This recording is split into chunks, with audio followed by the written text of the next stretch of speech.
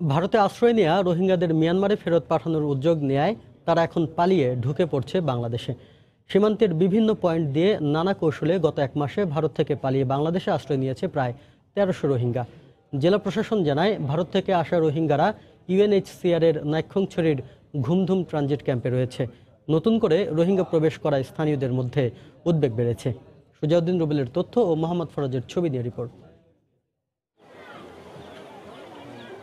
মিয়ানমারের রাখাইনে নির্যাতনের কারণে বিভিন্ন সময় রোহিঙ্গাদের অধিকাংশই বাংলাদেশে আশ্রয় নিলেও অনেকে পালিয়ে গেছে ভারতেও। জানা গেছে সংখ্যা ৪০,০০০-এরও বেশি। কিন্তু সম্প্রতি ভারতে আশ্রয় নেওয়া রোহিঙ্গারা সীমান্ত পেরিয়ে চলে আসছে বাংলাদেশে। গত এক মাসে ভারত থেকে আসা রোহিঙ্গারা এখন অবস্থান করছে ইউএনএইচসিআর এর পরিচালনাধীন নাইক্ষ্যংছড়ির ঘুমধুম ট্রানজিট ক্যাম্পে। অবশ্য ট্রানজিট ক্যাম্পে ঢোকার অনুমতি দেওয়া হচ্ছে না গণমাধ্যম কর্মীদের। তবে ভারত থেকে আসা কিছু রোহিঙ্গার দেখা মেলে ক্যাম্পের আশেপাশে। তাদের দাবি, ভারতীয় কর্তৃপক্ষ তাদের মিয়ানমারে ফেরত পাঠাচ্ছে, তাই সেখানে নিরাপত্তা না থাকায় বাংলাদেশে পালিয়ে আসছে।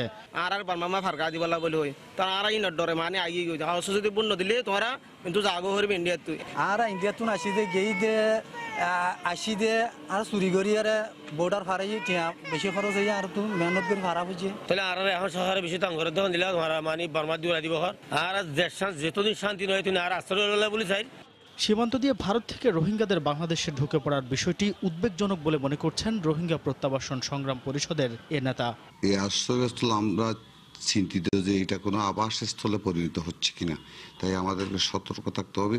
বাংলাদেশ সরকার ভারতের সাথে দ্বিপাক্ষিক আলোচনার মাধ্যমে যাতে ভারতে থাকা রোহিঙ্গারা বাংলাদেশে অনুপ্রবেশ করতে না পারে অথবা তাদেরকে এখানে ঠেলে পাঠিয়ে দিতে না পারে, সেই ব্যবস্থা করাই উত্তম। এ বিষয়ে কথা বলতে রাজি হননি শরণার্থী ত্রাণ ও প্রত্যাবাসন কমিশন বা ইউএনএইচসিআর এর কর্মকর্তারা। বিষয়টি স্বীকার করে জেলা প্রশাসক জানালেন, ভারত থেকে আসা রোহিঙ্গারা ইউএনএইচসিআর এর অধীনে রয়েছে। যেহেতু ইউএনএইচসিআর এখানে আছে, তাদের রিফিউজি হিসেবে তাদের ম্যানেজমেন্টে আছে, সেই লোকগুলো আমাদের ক্যাম্পে সেভাবেই তাদেরকে হস্তান্তর করা হয়েছে।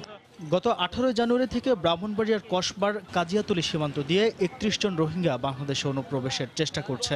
তবে বিজিবি সতর্ক অবস্থানে থাকায় তারা শূন্যরেখায় অবস্থান করছে। সময় সংবাদ, কক্সবাজার। এদিকে আরও ২৫০ রোহিঙ্গাকে বাংলাদেশে ফেরত পাঠাতে যাচ্ছে সৌদি আরব। শিগগিরই তাদের ফেরত পাঠানো হতে পারে বলে জানিয়েছেন মানবাধিকার কর্মীরা। রোববার সংবাদ মাধ্যম আল জাজিরা এই তথ্য জানিয়েছে। ফ্রি রোহিঙ্গা কোয়ালিশনের প্রচার সমন্বয়ক নাইসান লোন বলেন, সোমবারের মধ্যেই তাদের বাংলাদেশের উদ্দেশ্যে বিমানে তোলা হবে। এদিন নিজের টুইটার পেজে একটি বন্দিশালার ভিডিও পোস্ট করে বলেন, রোহিঙ্গাদের সঙ্গে অপরাধীর মতো আচরণ করা হচ্ছে। এ সময় তাদের অধিকাংশকে বৈধ বলে দাবি করেন তিনি।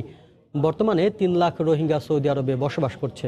২০১১ সালের পূর্বে যারা সৌদি আরবে গেছেন তাদেরকে থাকা ও কাজের অনুমতি দেওয়া হলেও এর পরবর্তীতে অবৈধ আখ্যা দিয়ে ফেরত পাঠানোর কার্যক্রম বাস্তবায়ন করে যাচ্ছে রিয়াদ।